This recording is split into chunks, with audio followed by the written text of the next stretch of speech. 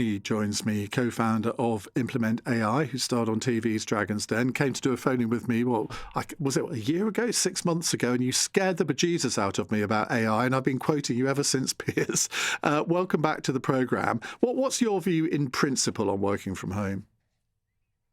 I think it's just dangerous, these sort of, soundbite policy. You covered a lot of the ground there in your introduction. And I think that, during COVID, it was a necessity, clearly. I think I work with organizations, I won't mention the names, but some very, very large organizations who've had a policy of working from home.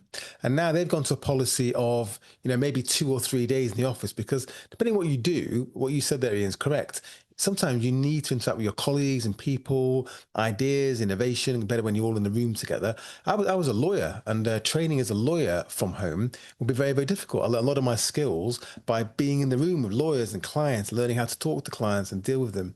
But I think that Nigel Farage he just clearly hasn't got a clue about the modern workplace and the way in which both organizations are structured these days, and talent as well, because you're in a war for talent, right? And where's talent going to go? Somewhere where there's flexibility, or somewhere where there's some, blanket rule they'd have to work in one particular way. I think that any organization that goes down that road is going to find itself at a competitive disadvantage. Work is something you do, not somewhere you go. And the last point I make is I've got businesses. I've got a mountain bike company, right? And we make mountain bikes in Wales, right? You have to go to a production facility and make a bike. There's no doubt about it. I've got other businesses with 20, 30 people where they're distributed across Europe without have an office. Yeah, and when I left my publishing company, we were sort of thinking, because our lease was coming to an end, and it was a major overhead for us. And I was thinking, well, do we actually need an office? And then I was thinking, yeah, but when would I see everybody? How could we have our commissioning meetings? And I thought, well, you can just rent a service office for a day a week, or a day a month, or whatever. There's always a solution if you look hard enough for it, isn't there? Yeah, and I think that having this one-size-fits-all approach, if you ask me, it's just lazy. It sounds good. You can stand up on a podium and make some comment about people working hard.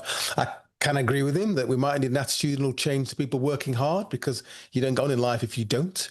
And sometimes people think that, you don't have to. But I think this idea about, one size fits all. So say if you're young and you can't work from home, it's noisy, you haven't got your own space, you probably need to go to the office, right? If you need to work from home because you've got childcare responsibilities and you need to pop out and pick up the kids and have a bit of flexibility, that's fine. Why would you do that? You're measuring productivity, not whether your coat is on the back of your chair. And I worked in the city in the 90s, right? And coats on the back of the chairs was a thing. What do you mean? Well, people used to leave their coats in the back of the chair to show people they were still in the office. It was bonkers. And that's what you're actually talking about. That's the kind of culture you end up with by proving you're still around or in the office. You haven't popped out to get a coffee. Now, people working from home now, and the technology now means that, like me here, I'm kind of working with you and having a conversation. I prefer to be in the studio some cases, but I don't need to be in the studio. And the big thing here is that underperformance, no matter where somebody is, it's not a question of the policy or the technology. It's a leadership issue.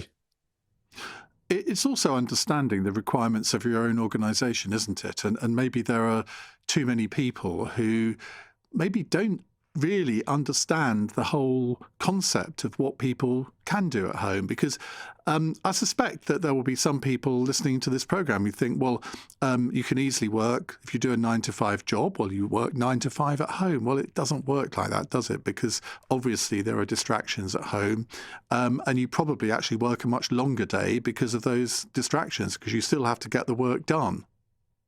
Well, distractions in the office as well. Number one, you've got to commute. So what's quite interesting, something that struck me, I advised quite a large media business, and we are talking about working from home, actually. And somebody in the room said, well, I work from home 3 days a week now. I said, why do you come and work back in the office? Would you? And they said, well, no, I wouldn't, because my partner has got the same deal where he works, and they save, no one thinks about this, they save thousands and thousands of pounds of post-tax income every year on their rail season tickets. So for them, someone say to them, well, come and work for us, but work in the office, they're going to have to actually upgrade their salaries just so they stay in the same place financially by probably pre-tax, 10 grand.